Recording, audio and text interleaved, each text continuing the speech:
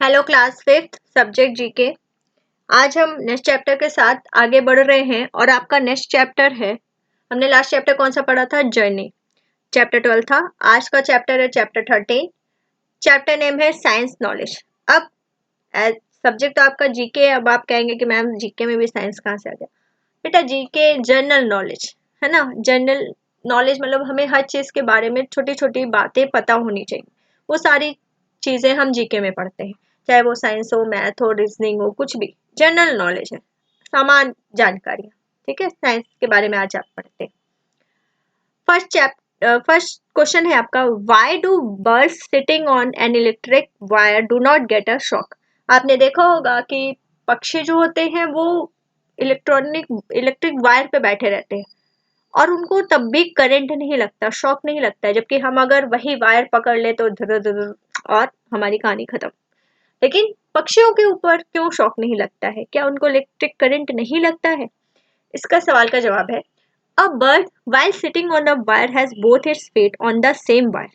There is no circuit for the current to flow and give an electric shock. देखिए, जब पक्षी बैठते हैं तो सेम वायर पे बैठते हैं, ठीक है, और उसमें करंट का फ्लो नहीं होता है, उसमें कोई सर्किट नहीं होता है जिसकी वजह से करंट उसमें नहीं दौड़ता है, इसलिए उन्हें इलेक्ट्रिक का शॉक नहीं लगता है। वो सिंगल वायर पे बैठते हैं, सेम वायर पे बैठते हैं, ठीक है, उनके जो पैड होते हैं सिंगल वायर पे होते हैं। Next question is, how is lead put into a pencil? जो लीड है, लीड जो है वो पेंसिल में कैसे लगाई जाती है इसके बारे में पूछा है। जो आप पेंसिल यूज करते हैं उसमें देखिए ब्लैक कलर की लीड होती है ना, इसको आप शॉर्पनर की मदद से बाहर की जो वुड होती है उसको छीलते जाते हैं और रिमूव करते जाते हैं और उसमें से लीड की यूज से आप लिखते हैं।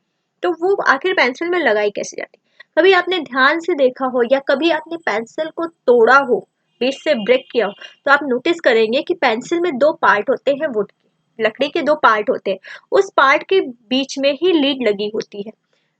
Answer is, a pencil is made of two pieces of wood which each piece having a groove. दो पीसेस वुड के, दो पीसेस से बनी हुई है लकड़ी, पेंसिल आपकी, और ये जो पेंसिल में दोनों वुड हैं आपके, ठीक है, इसमें एक नाली की तरह जगह होती है पूरी वुड में लंबी। उसी नाली की तरह जगह में, ग्रूव में हम क्या भरते हैं, मतलब क्या भरा जाता है? पेंसिल की लीड भरी जाती है। Lead which is a mixture of graphite and clay. जो लीड होती है वो किसका मिक्सचर होता है? क्ले और ग्रेफाइट का मिक्सचर होता है। Is place inside the groove before the piece are struck together. अब इससे पहले कि पेंसिल को, दोनों पार्ट को चिपकाने से पहले इसमें ये भर दिया जाता है, उसके बाद इसे ज्वाइन कर दिया जाता है। ठीक है, इस तरह से पेंसिल बनाई जाती है, पेंसिल में लीड डाली जाती है। नेक्स्ट क्वेश्चन है, why do bats hang upside down? Bats यानी कि चमगादड़, चमगादड़ उल्टे क्यों लटकते हैं? और किसी पक्षी को उल्टा वो करते देखा है? नहीं। चमगादड़ उल्टे क्यों लटकते हैं? क्योंकि उनकी जो चमगादड़ एक तरह का फ्लाइंग मैमल्स है, यानी कि स्तनधारी, उड़ने वाला स्तनधारी है, जो कि जिनके जो पैर होते हैं, their legs and feet are not strong, उनके लेग्स और फीट जो है, पंजे हैं, वो इतने स्ट्रॉन्ग नहीं होते, मजबूत नहीं होते। जब वो उल्टा लटकते हैं तो उनके पैरों का सारा जो भार होता है, हम कहते हैं वो वेट जो होता है वो शिफ्ट हो जाता है, कहा, उनके पैरों से वो शिफ्ट हो जाता है।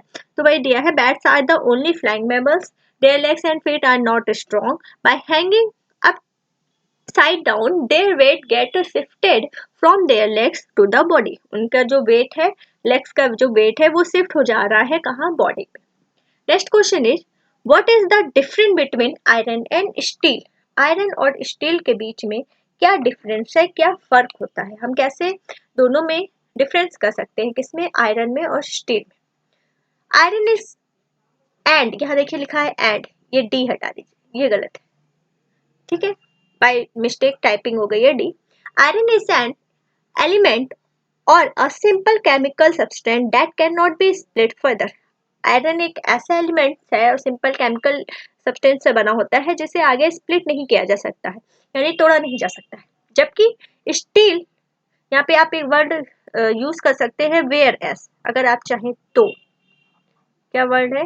वेयर एस, ठीक है। जबकि जो स्टील है, steel on the other hand, अगर हम स्टील की बात करें दूसरे तरफ, स्टील इज एन एलो और a metal made by the mixing carbon and iron together which makes it strong. Steel में क्या होता है, कार्बन को और आयरन को मिला के बनाया जाता है, जिससे ये बहुत स्ट्रॉन्ग होता है। ठीक है, तो स्टील, क्योंकि देखिए वैसे तो और भी बहुत से डिफरेंस है, लेकिन बहुत ज़्यादा बड़े लेंदी आंसर लिखने की जरूरत नहीं है, बेसिक डिफरेंस आपको बताना है स्टील और आयरन।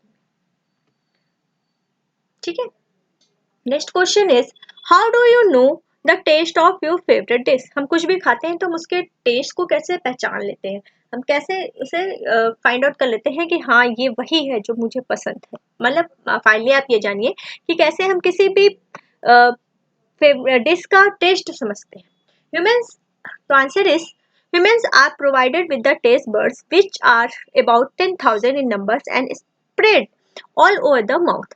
जो हम इंसान हैं, इंसानों के पास जो टेस्ट बर्ड्स होते हैं वो पूरे उनको दिया गया टेस्ट पहचानने के लिए। उनके मुंह में क्या होता है, माउथ में टेस्ट बर्ड्स होते हैं जो नंबर्स में कितने होते हैं, 10,000 के आसपास होते हैं, अबाउट 10,000, एग्जैक्टली 10,000 नहीं, जो कि हमारे तलवे में, मुंह के ऊपर जो हमारे ऊपर का पोर्शन है उसमें भी होते हैं, और गाल में, चिक में भी होते हैं, या टंग्स में सबसे ज्यादा होते हैं, हमारी जीभ में सबसे ज्यादा होते हैं।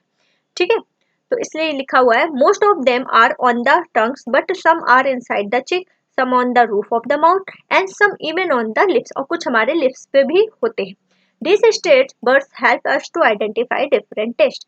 ये ही जो बर्ड्स हैं वो हमें क्या करते हैं, आइडेंटिफाई यानी पहचानने में मदद करते हैं टेस्ट को। Last question is if ice is solid. आपको पता है जो आइस बर्फ है वो सॉलिड होता है, मजबूत होता है।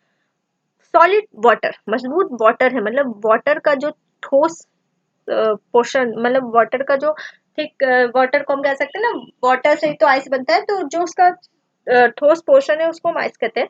तो if ice is solid water, अगर आइस सॉलिड वाटर का सॉलिड पार्ट है, and solids are denser than liquid, जो सॉलिड है वो ज्यादा सघन है किससे, लिक्विड से, यानी तरल पदार्थ से ज्यादा सघन माना जाता है।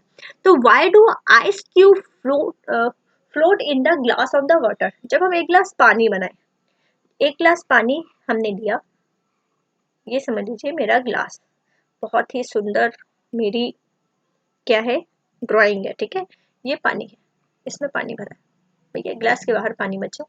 ठीक है, इसमें हमने कुछ क्यूब्स डाल दिए, छोटे छोटे, ठंडा पानी पीने की बहुत बड़ी बीमारी, हमने छोटे छोटे क्यूब्स डाल दिए। अब ये क्यूब्स जो हैं वो पानी के ऊपर तैर रहे हैं, यहाँ नीचे क्यों नहीं बैठे।